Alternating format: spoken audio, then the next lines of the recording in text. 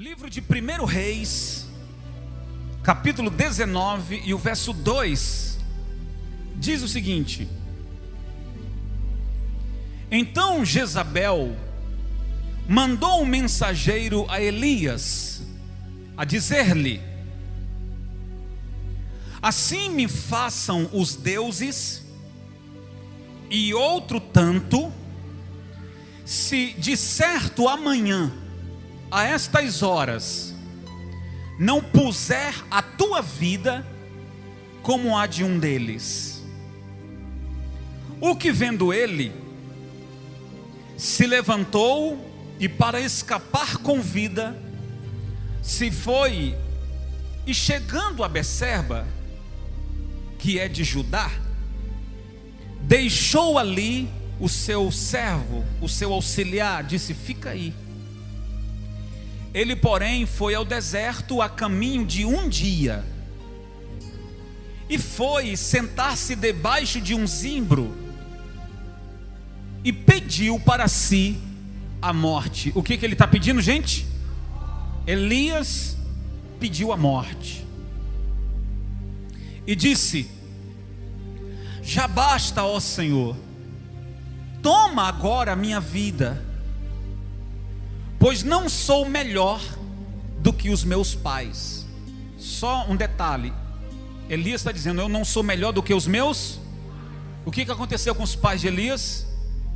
Foram assassinados por Jezabel, morreram por fé, por amor a Deus, não se dobraram a Baal. E Elias está dizendo: eu não sou melhor que os meus pais, tire a minha vida, me leve, não sou melhor que eles. Continuo. E deitou-se e dormiu debaixo de um zimbro. E eis que então um anjo o tocou e lhe disse: Levanta-te, come. E olhou, e eis que à sua cabeceira estava um pão cozido sobre as brasas, uma botija de água. Comeu e bebeu, e tornou o quê? Voltou a dormir. E o anjo do Senhor tornou segunda vez e o tocou e disse: Levanta-te e come, porque te será muito longo o caminho. Levantou-se, pois, e comeu e bebeu. Preste atenção agora. E com a força daquela comida, caminhou 40 dias e 40 noites até Horebe, o monte de Deus. Eita, que comida forte é essa, hein? Olha para mim. Comeu um pão e bebeu água e caminhou quantos dias? Fala para mim, que comida é essa? Bom, está dizendo aqui que era um pão. Que água era essa? 40 dias, 40 noites e não comeu mais nada. Caminhou 40 dias e 40 noites com a força daquele alimento. É forte, é ou não é? Diga comigo: Senhor Jesus, dá-me esse alimento, para que eu possa caminhar. Fala comigo, através da sua palavra, em nome de Jesus, amém. Pessoal, nós precisamos entender, fazer alguns pontos para entendermos essa palavra. Se eu fosse dar um tema para essa palavra, eu diria o seguinte: Elias pediu a morte, pediu para morrer. Como ele venceu essa depressão? A gente precisa entender o seguinte: quem era Elias? Elias era um profeta. Só que um profeta diferente dos outros. Preste atenção, por favor, a palavra vai te abençoar. Quem era Elias? Um profeta, só que diferente dos outros. Como diferente dos outros? Começar pelas suas vestes. Ele não se vestia assim como a gente, roupas de pano, de seda. Ele se vestia de pelos de ovelhas. Era a roupa dele. Ele vivia nos desertos, ele morava nos desertos. Ele comia gafanhoto, mel. Mas espiritualmente também ele era diferente dos outros profetas, na forma de profetizar. Escute, gente, da escola de profetas que começou com o profeta Samuel até chegar Elias, os profetas tinham uma forma de profetizar. Por exemplo, eles oravam, o Espírito Santo descia sobre eles, e então eles passavam a profetizar, por exemplo, assim: assim diz o Senhor, assim diz o Senhor. Aí entregava a profecia. Elias não profetizava assim não. A diferença da profecia de Elias é que Elias era um homem tão ungido, era um homem tão santo, tão abençoado, que ele não precisava, me entenda o termo, tá? De fazer uma invocação ao Espírito Santo para que houvesse uma manifestação e ele profetizar. Não, ele profetizava como se estivesse conversando, como se estivesse, pronto, eu estou falando aqui com vocês. E aí, por exemplo, o exemplo da sua profecia, ele disse o seguinte: digo eu que segundo a minha palavra não vai chover. E não chovia. Vocês estão entendendo? Ele não está dizendo assim diz o Senhor. Ele está dizendo, digo eu, não vai chover.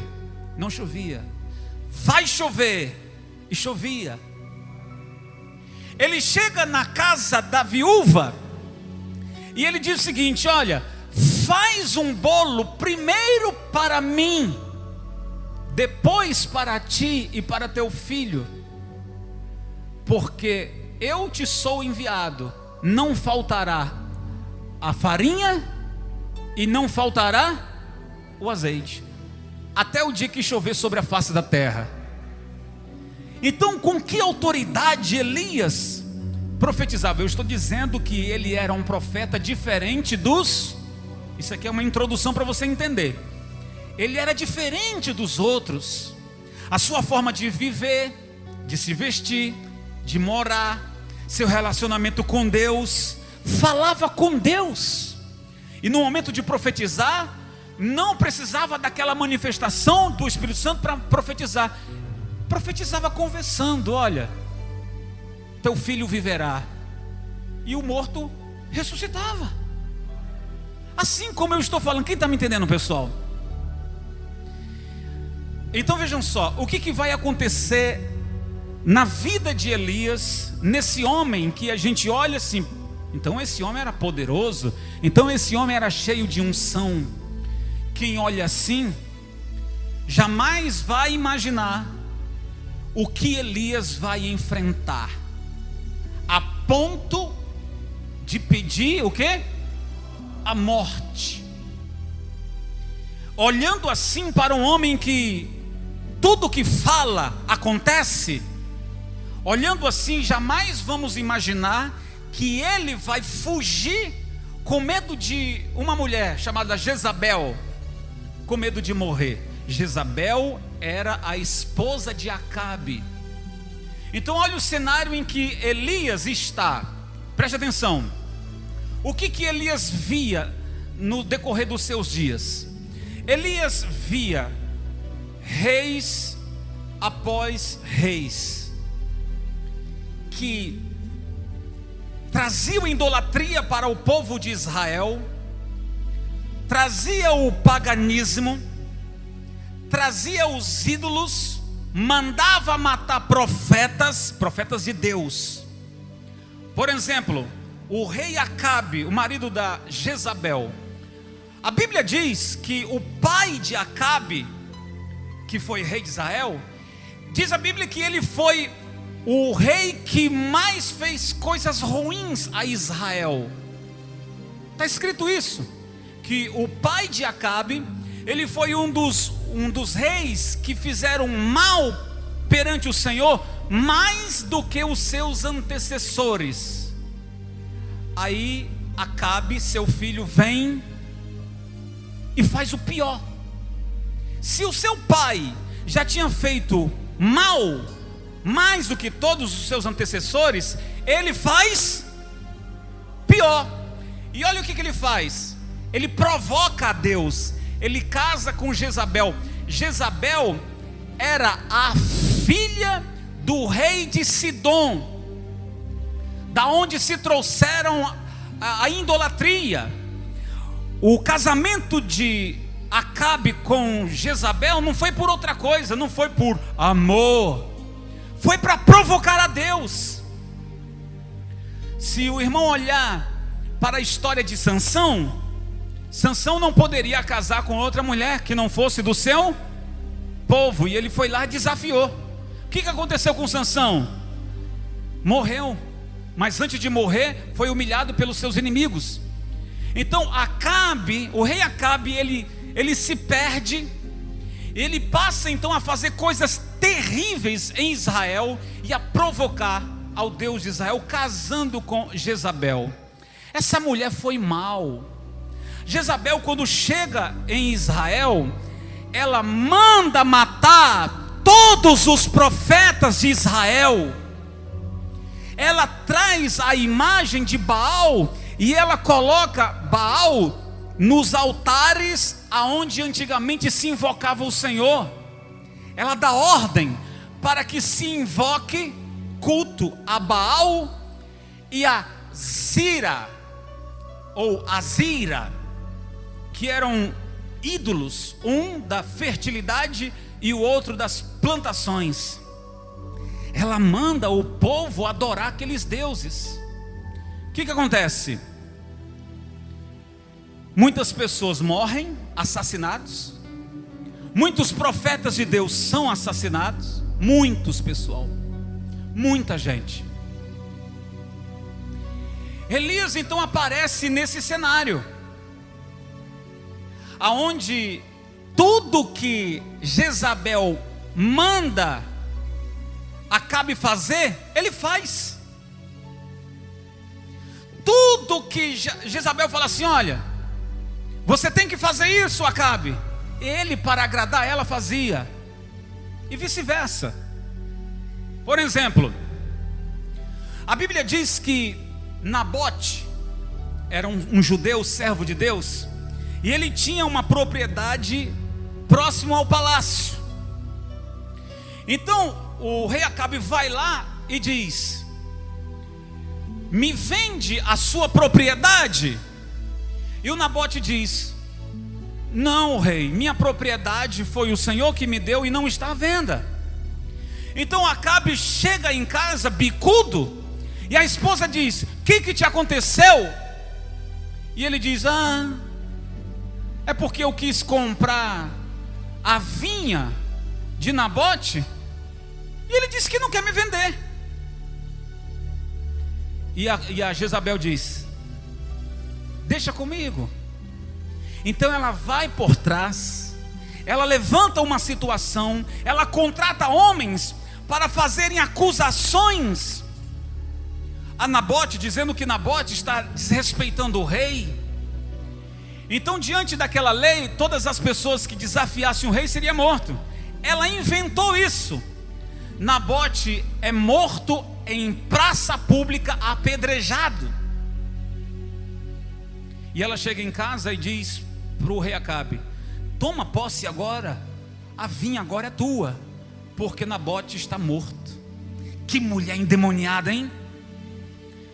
Então daí isso é um dos poucos registros que a Bíblia fala, porque tantos outros aconteciam de uma forma onde não havia respeito pela vida humana, não havia sensibilidade, não havia respeito. Esse casal endemoniado reinava sobre o povo de Deus e sobre Israel. Mas Elias está nesse cenário. Elias está incluído nesse cenário dizendo: ei, eu sou homem de Deus, não aceito isso.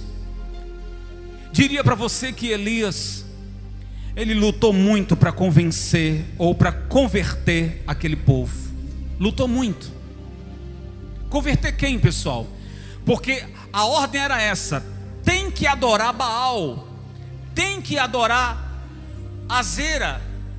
Se não adorasse, seria morto ou escravizado. As pessoas, para não morrerem, adoravam a Baal e Azera. As pessoas, para não morrerem, se submetiam então àquela obrigação, porque senão morria. E tantos que morreram. Mas Elias está incluído nisso. O que eu faço? Lembra dos exemplos que dei? Que Elias fazia cair fogo do céu, chuva cair do céu, tudo que ele falava Mas acontece um fato, um grande desafio no Monte Carmelo, aonde Elias, ele chama então os 450 profetas de Baal, e orientados pelo rei Acabe, dizendo: aceitamos esse desafio, o Deus que responder com fogo, esse será Deus. E ele sobe o Monte Carmelo, eles invocam até meio-dia e nada de resposta. Elias então ora e o fogo cai do céu. O fogo caiu do céu, a manifestação do Senhor aconteceu. Então por que Elias entrou no estado de depressão e pediu a morte? Porque quando o fogo cai, ele diz assim: agora Acabe e o povo se rende a quem?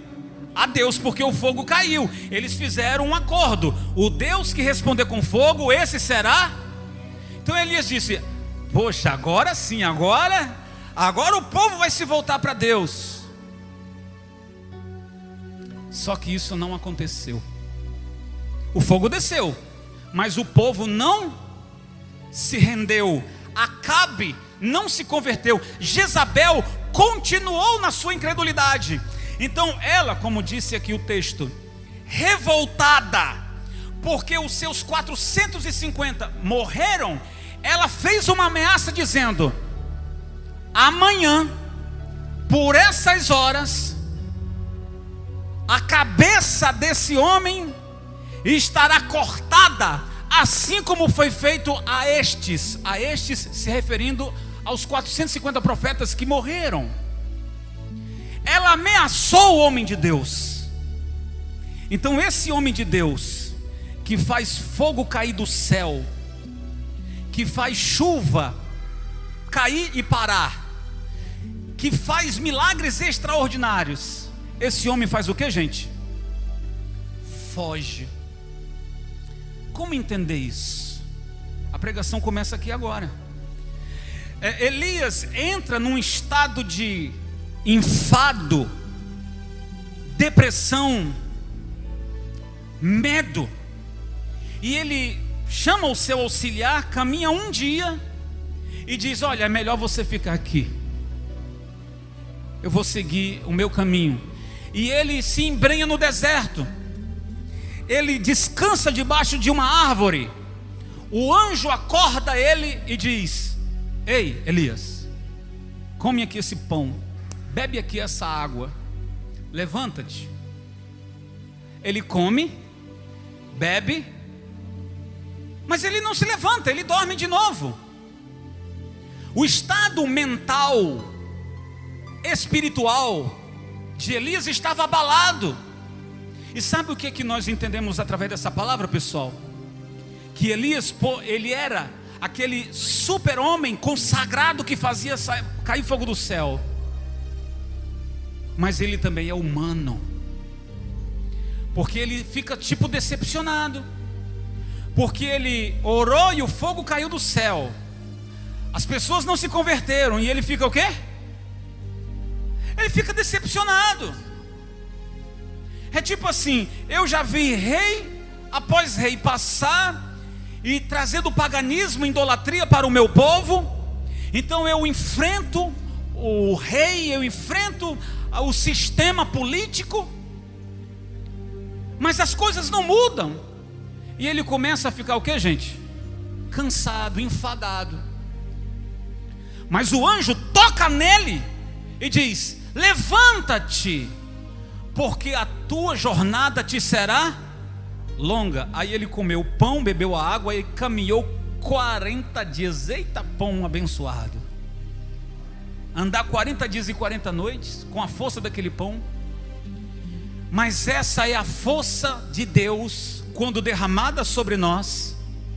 Deus nos leva então a encarar os nossos velhos desafios, a dizer: eu vou te dar essa vitória. Às vezes a gente programa, escute isso, pessoal, que isso aqui é muito importante, o que eu vou dizer. A gente programa algo. Olha, eu vou conquistar isso, eu vou conquistar. A gente programa. E aí a gente faz jejum. E aí a gente se consagra, a gente faz campanha, a gente faz votos. Mas às vezes as coisas não saem como a gente imaginou.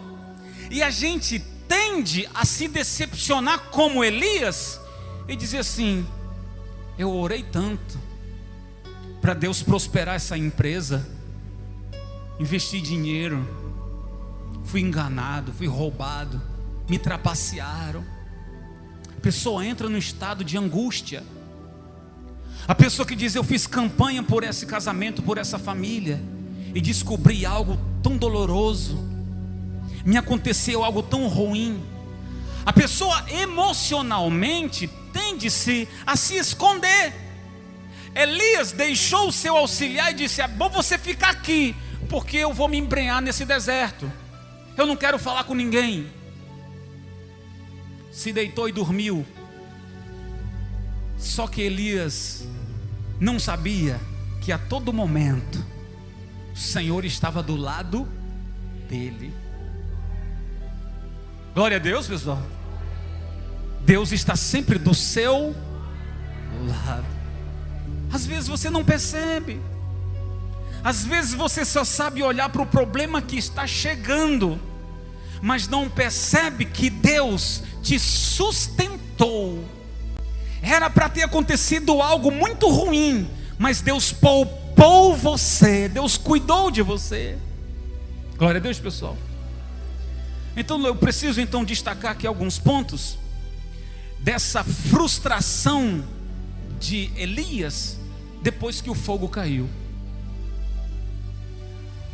Elias olhava para si e dizia assim: que adianta eu fazer fogo cair do céu, profetizar e acontecer, mas no mesmo momento eu tenho medo de morrer, eu tenho medo dessa mulher.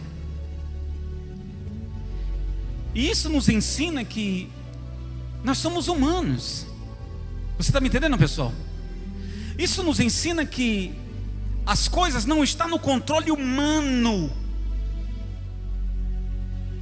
Me aventuro, me arrisco a dizer, isso por minha conta, que Deus permitiu acontecer certa frustração para que Elias não se achasse o cara, o Deus.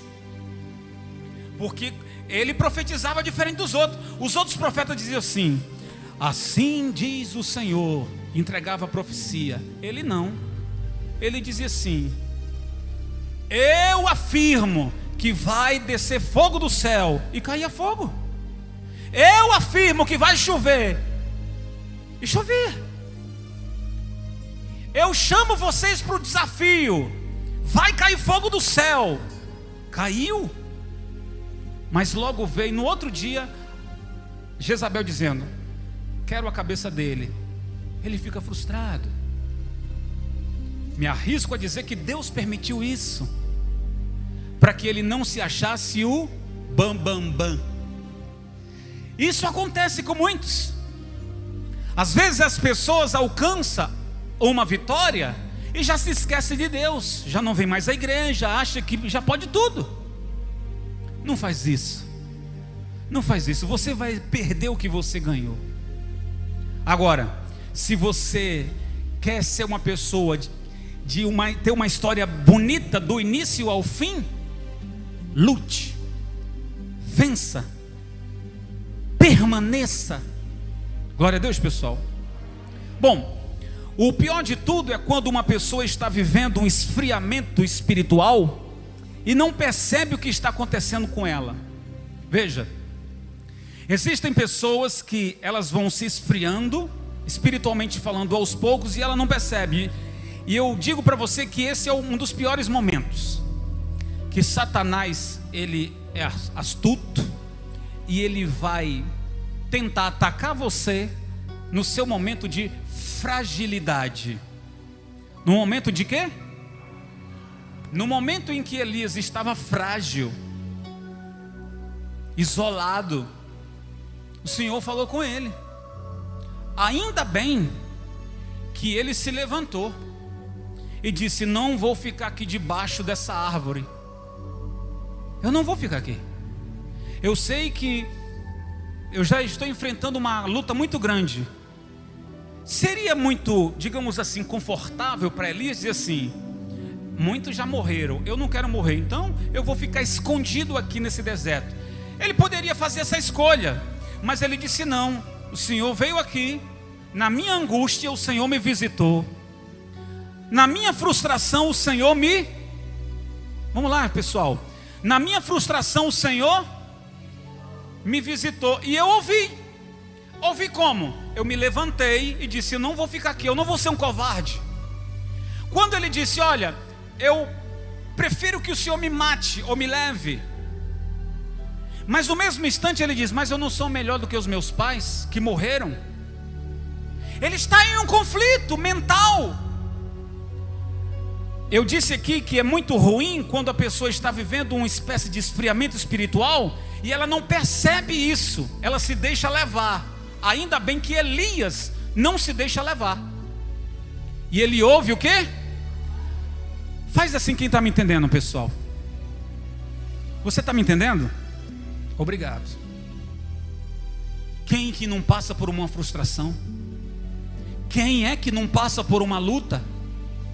Pois saiba você que na sua frustração, na sua luta, o Senhor vai dar sinais, o Senhor vai falar. Então não tape os seus ouvidos dizendo: eu não quero mais saber de nada. Jó, em uma das frustrações, pediu também para morrer, mas também se deixou ouvir a voz de Deus, porque o Senhor nos visita na nossa frustração, e disse: levanta, come desse pão, caminha. Lá no livro de 1 Coríntios capítulo 10 e o verso 12, diz assim: aquele que julga estar firme ou está de pé, cuide-se para que não caia. Elias estava de pé, passou por uma frustração que poderia ser o momento mais terrível da sua vida, mas ele não se deixou cair. Essa palavra que diz assim: quem está de pé, ao aquele que julga estar de pé, cuide-se para que não... É como se ele olhasse assim: ei, mas se eu continuar assim, eu sou um covarde. Ei, mas se eu continuar assim me escondendo, eu vou fracassar na fé. Então ele absorve essa palavra: aquele que está de pé, cuide para que não caia. E então passou a intensificar na oração. Elias está nos ensinando que na minha frustração, a minha vontade é de fugir, a minha vontade é de se esconder,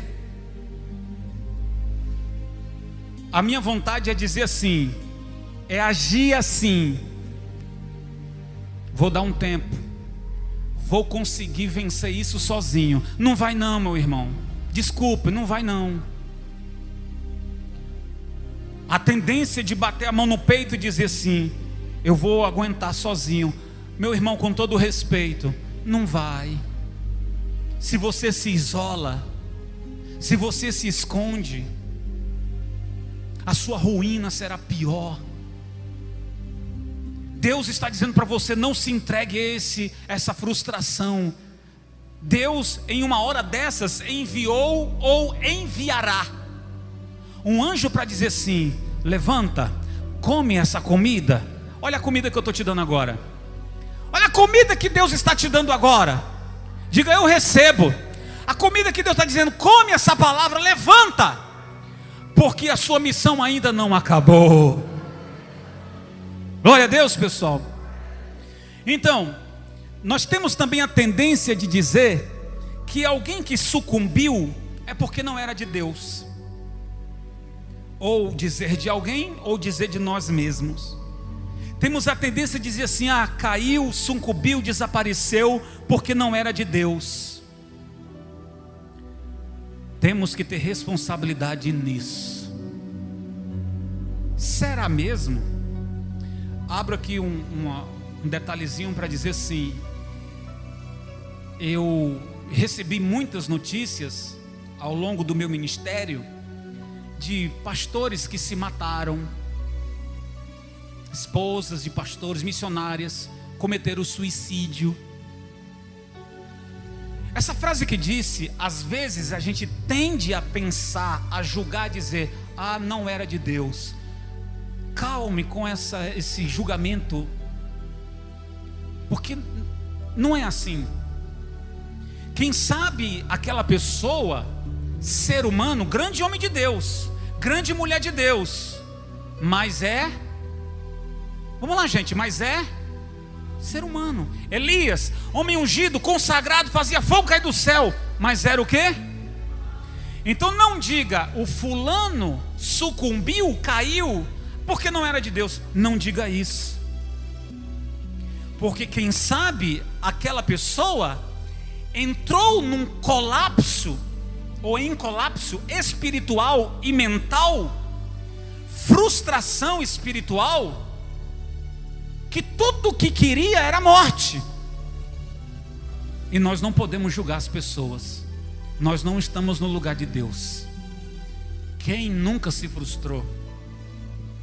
Quem nunca perdeu algo? Quem nunca planejou, mas não saiu do seu jeito?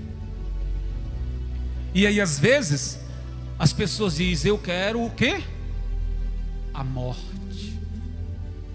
Não julgue as pessoas, ajude as pessoas, ore pelas pessoas. Não diga: caiu porque não era de Deus. Não faça isso. Ore para ele se levantar. Ore para Deus dar força para ela se levantar. É muito fácil apontar o dedo. Às vezes quem aponta o dedo não sabe que aquela pessoa, o que ela está passando, e uma palavra acaba de ou matar, ou uma palavra que você dá, ou vai levantar, ou vai o quê? Ou vai, enfim, lá no 1 Reis capítulo 19 e o verso 7, então diz que o anjo lhe toca. Diga: o anjo toca. O anjo toca em Elias e manda ele se levantar. Então o que eu quero dizer para você através desse versículo 7? Que o anjo é símbolo da presença de Deus.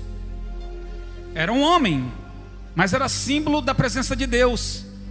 Deus estava dizendo que estava presente na sua angústia. Sem saber, Elias estava sentado debaixo de uma árvore, mas Deus estava sentado lá com ele, na sua angústia. E quais são as formas que Deus usa para dizer que está conosco? Quem sabe esse anjo é o seu marido, é a sua esposa. Quem sabe esse anjo é a sua mãe. Quem sabe esse anjo é os seus verdadeiros amigos, que no momento em que você está frustrado, Deus usa ele, usa ela, para dizer assim: come essa comida.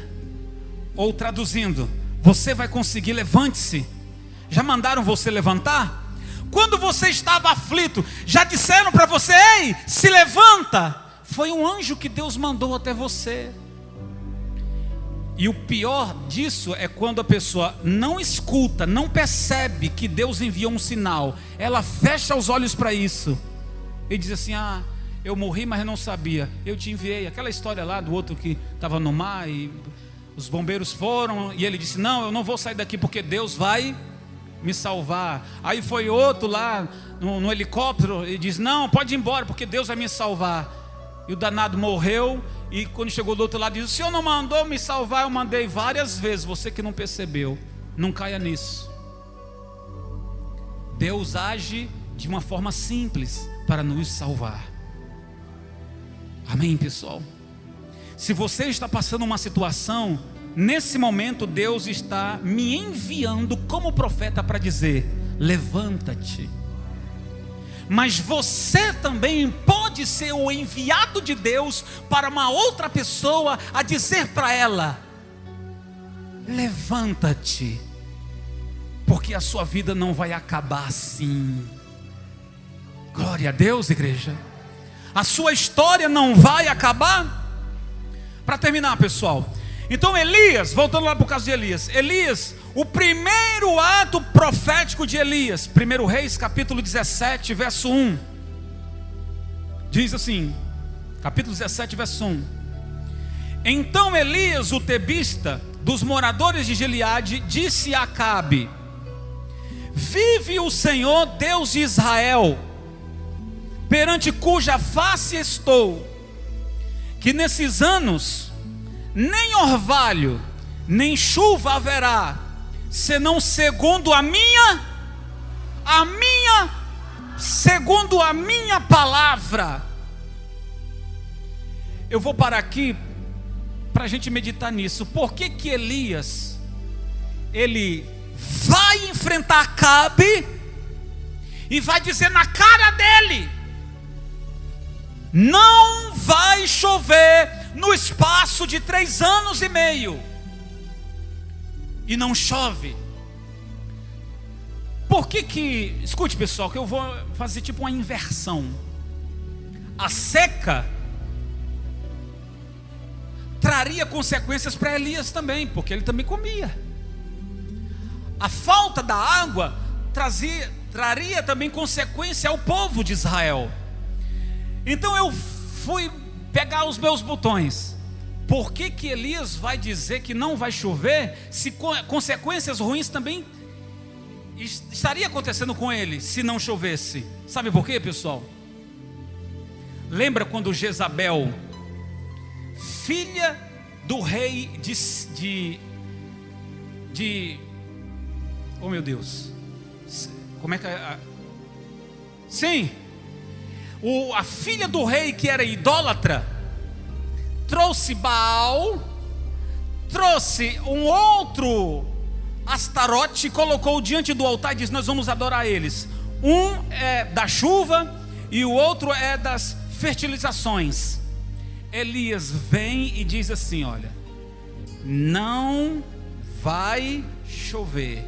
Tinha um Astarote, o Baal, que era o considerado o deus da chuva, e tinha o Azera, que era o considerado das plantações. Elias chega e diz: não vai chover.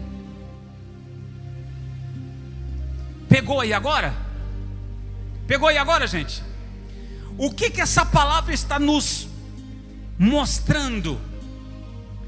Que a palavra de um servo é maior que Baal e Azera. Se a palavra de um servo é maior do que Baal e Azera, imagine o brado da poderosa mão de Deus. Era isso que Elias estava querendo mostrar para o rei Acabe e Jezabel, dizendo: os deuses de vocês juntos não valem nada. Não choveu mesmo. Não choveu, não choveu, não choveu, não choveu. A história você já sabe. Que Acabe manda o mensageiro até Elias e diz: fala para ele, nós não aguentamos mais. Manda ele orar para que venha chover, porque nossos animais estão morrendo.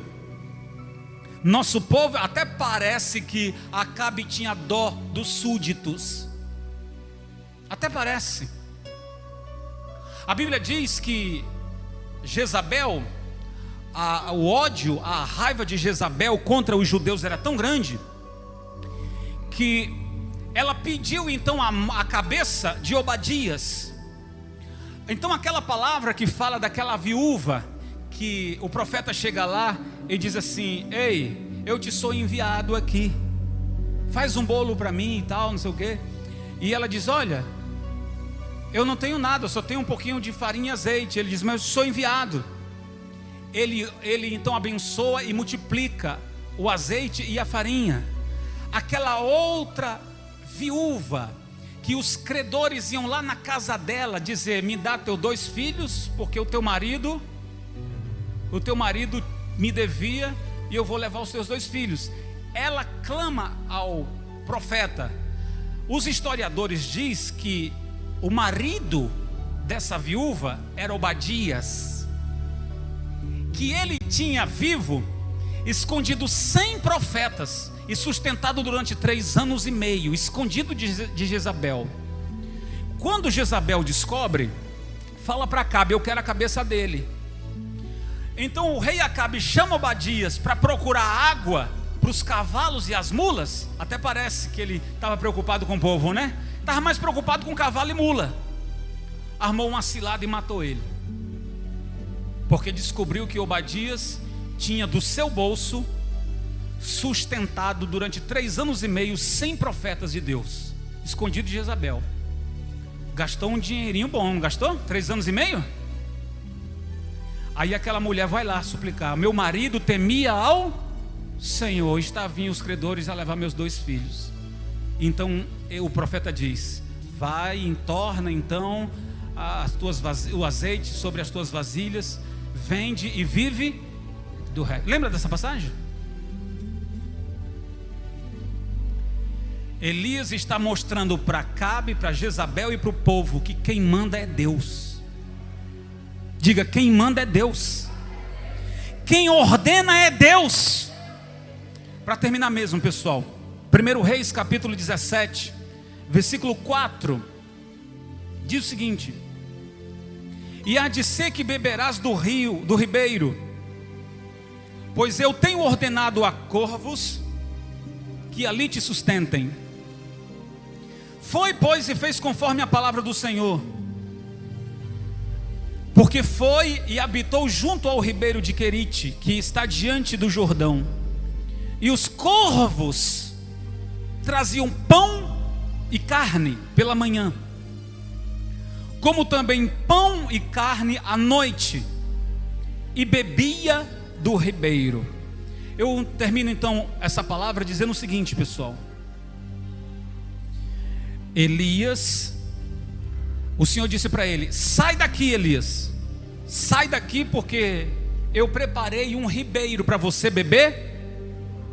Porque ele não tinha dito que não ia chover? Não tinha dito? E não choveu mesmo. Então o Senhor disse: retira-te daqui, eu já preparei um ribeiro para você beber água. Aí diz que de manhã, de dia e de noite, os corvos levavam para ele o quê? Pão, bom, e carne. Bom, eu sei que corvos comem carne, mas eu nunca vi corvo comer pão. Mas para entender essa palavra é o seguinte: quando Deus diz: eu sei que vai chover em Israel, mas em Samaria não. Chovia na cidade vizinha, mas no lugar onde estava o rei Acabe não chovia. E Deus diz: sai daí, eu já preparei um ribeiro para você beber. E a comida? Deus mandava corvos para levar pão e carne. Vamos dizer que os corvos são os ímpios.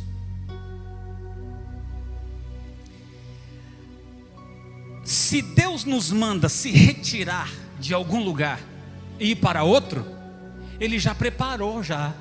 Quando a gente chegar lá, Ele já preparou a provisão para nós. Amém, pessoal? Não venha com essa de dizer assim, mas como é que vai ser quando eu chegar lá? Não, o Senhor já preparou. O Senhor já preparou alguém para dizer assim: essa vaga aqui é sua, essa provisão aqui é para você. Quem recebe isso, pessoal? Diga eu.